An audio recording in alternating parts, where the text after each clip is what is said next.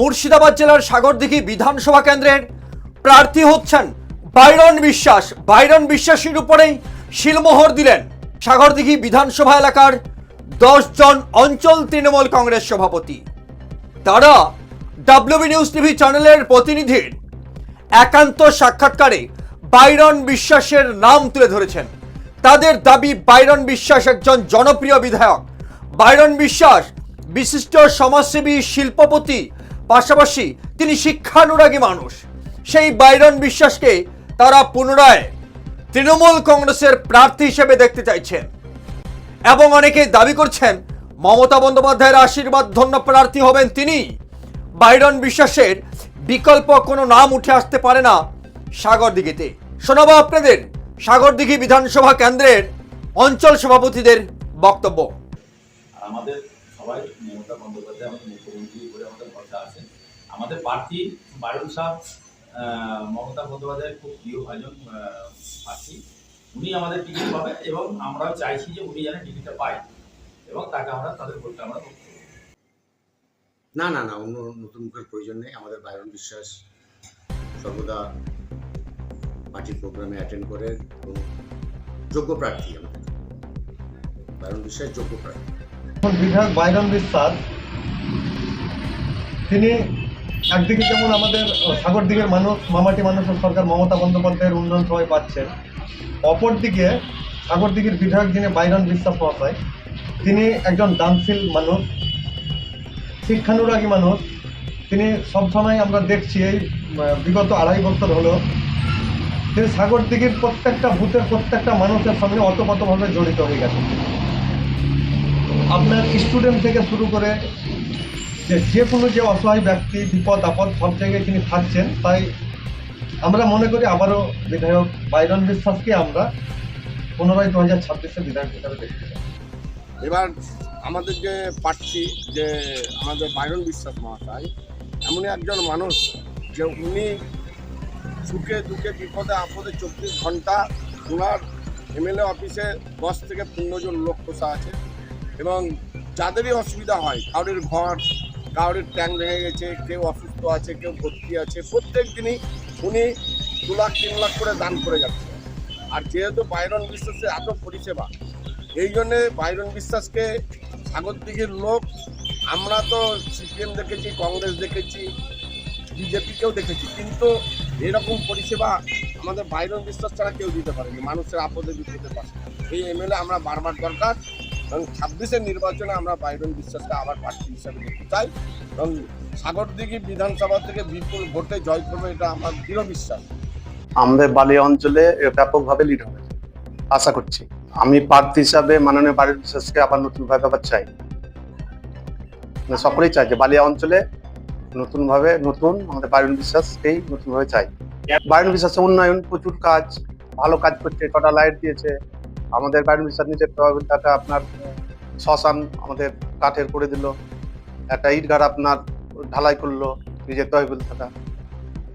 সাগরদিঘি ব্লকে পাটকেলডাঙ্গা এমন একটা অঞ্চল, এই অঞ্চলে আমরা এর আগে বহু সরকার দেখেছি। মানুষ এই 15 বছরের মমতা ব্যানার্জির সরকার এবং আমাদের এমএলএ যে বাইরন বিশ্বাস যে উন্নয়ন, এই উন্নয়নের দ্বারা মানুষ খুব সন্তুষ্ট এবং এই আগামী যে 26-এর নির্বাচন এবং এই যে দুয়ারে সরকারের ক্যাম্প চলছে, আপনারা দেখছেন স্বতঃস্ফূর্তভাবে মানুষ সাড়া দিয়েছে এবং এই 26 নির্বাচনে সাগরদিঘি ব্লকে সবচেয়ে পাটকেলডাঙ্গা অঞ্চলে বেশি বেশি করে লিড দিয়ে আমরা বাইরন বিশ্বাসকে ভোট দিয়ে আমরা বিধানসভায় পাঠাবো। এই হচ্ছে পাটকেলডাঙ্গা লোকের অঙ্গীকার।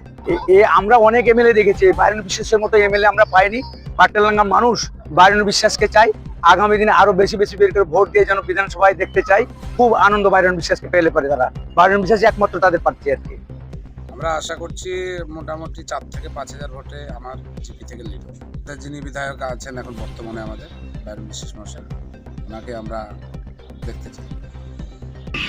আমরা দেখুন বিগত উপনির্বাচনে যে মাইনাসটা ছিল সেটা কাটিয়ে আমরা 2000 এই যে আমাদের লোকসভা ভোট গেল, সেখানে আমরা অ্যাপ্রক্স 3000 মতো লিড করেছি। আশা রাখছি এবার বিধানসভাতে 4000 থেকে 5000 মতো লিড থাকবে আমাদের অঞ্চলে। সাগরদিঘির মাটিতে আমার যতদূর দেখা, যতটা বিধায়ক ছিলেন, আমাদের যিনি এখন বিধায়ক আছেন, এই একমাত্র বিধায়ক সাগরদিঘির সুযোগ্য ব্যক্তি এই যে আছে বর্তমানে, তাই আমরা বারবার একই চাইছি, আর ইনি থাকবেন আশা রাখছি, সকল জনগণই চাইছেন ইনি থাকবেন। আমরা মোটামুটি 7-8 হাজার ভোট আমার কাবিলপুর অঞ্চলে আমরা লিড দেবো। সাগরদিঘির বিধায়ক যদি বাইরন বিশ্বাস থাকে তাতে 8-9 হাজার 10 হাজার ভোটে লিড করবেন। বাইরন বিশ্বাস হচ্ছে একটা আইকন, মানে মুর্শিদাবাদ জেলার পশ্চিমবাংলার ভিতরে 294টা আসনের মধ্যে একটাই এমএলএ, তার নাম হচ্ছে বাইরন বিশ্বাস। আমরা বিগত দিনে আমাদের সুব্রত সাহা ছিলেন, তাতে সরকারি ফান্ড জেলে দিত, সেলে হতো। আমাদের সাগরদিঘির বিধায়ক বাইরন বিশ্বাস কংগ্রেস থেকে তৃণমূল কংগ্রেসে যোগদান করার পরে যা উন্নয়ন সাগরদিঘিতে, রাস্তাঘাট, মানুষের বিপদ আপদ, আমরা সেই মানুষটাকে পেয়েছি, তার নাম হচ্ছে সাগরদিঘির বিধায়ক বাইরন বিশ্বাস। সাগরদিঘিতে যে নির্বাচনগুলো হয়ে থাকে, আমরা বিগত দিনেও দেখেছি 2011 সালে যখন মুর্শিদাবাদের সাগরদিঘিতে কিন্তু প্রথম তৃণমূল কংগ্রেসের প্রথম চূড়ান্ত বেচুরাই সাগরদিঘির মানুষ থেকে শুরু করে আজ পর্যন্ত আমরা তৃণমূল কংগ্রেসের বিধায়ক, আর এখন তো আমাদের কাছে বাকি পাওনা বিধায়ক বাইরন বিশ্বাস মহাশয়। তিনি অত্যন্ত মানবিক এবং সাধারণ মানুষের পাশে যেভাবে তিনি দাঁড়াচ্ছেন তা এক কথায় অস্বীকার্য। আলাদিন আশ্চর্যের প্রতীকের মতো যখন যা কিছু আমরা আবেদন নিবেদন বিধায়ক সাহেবের কাছে রাখি, তিনি কিন্তু তৎক্ষণাৎ তা সুরাহা করে দেন। এটা আমাদের কাছে একটা বাড়তি পাওনা। আমি ব্যক্তিগতভাবে আমাদের দলনেত্রী মমতা বন্দ্যোপাধ্যায় এবং দলনেতা তাকে অনুরোধ করব, আমাদের সাগরদিঘি বিধানসভা আগামী নির্বাচন, তাতে আমাদের সম্মানীয় বিধায়ক বাইরন বিশ্বাস রয়েছেন, তাকে তুলে দিন। আর আমরা সাগরদিঘির আপামর জনসাধারণ বিধায়ক হিসাবে আপনার হাতে আমরা তুলে দেবো। আমরা এই অঙ্গীকার করছি। আমরা চাইছি আগামী দিনে এই সাগরদিঘির মাটিতে আবার বিধায়ক হিসাবে আমরা বাইরন বিশ্বাস মহাশয়কে পেতে চাইছি। তিনি অত্যন্ত মানবিক, দানশীল। শুধুমাত্র যে তিনি সামাজিকভাবে আমাদের সঙ্গে ওতপ্রোতভাবে জড়িত থাকছেন তাই নয়, তিনি প্রতিটা ক্ষেত্রে, তাতে সে মুমূর্ষু রোগী বলুন, কোনো অসহায় পরিবার বলুন, প্রত্যেকের পাশে যেভাবে তিনি দাঁড়াচ্ছেন, এটা এক কথায় অনস্বীকার্য।